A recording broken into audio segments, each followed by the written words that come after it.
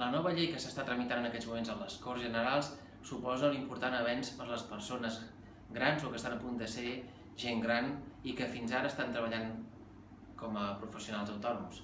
Per què diem això? Perquè a partir de l'entrada en vigor de la llei, que se suposa que serà a l'endemà de la publicació al Butlletí Oficial de l'Estat, aquestes persones podran mantenir el seu negoci cobrant i treballant normalment i tenir dret a un 50% de la pensió que havien de cobrar. Fins ara hi havia uns topalls de facturació que impedien que aquesta mesura fos pràctica. També, si la persona gran manté el seu negoci i contracta una persona a règim general, la seva pensió que podrà cobrar serà del 100%. Diem que se suposa perquè a les Corts Generals s'està discutint si aquesta mesura entrarà en vigor l'1 de gener de 2018 o a l'endemà de la publicació al Butlletí Oficial de l'Estat, que està prevista pel mes de setembre.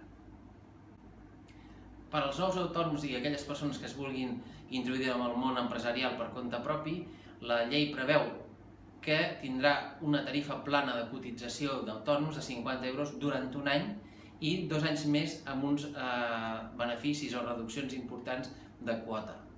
Però el que és molt important destacar d'aquest punt és que aquesta reforma, segons el projecte de llei que s'està tramitant a les Corts, entrarà en vigor a 1 de gener de 2018. Per tant, les persones que vulguin muntar un negoci per compte pròpia serà bo que s'aconsellin abans de posar-lo en marxa.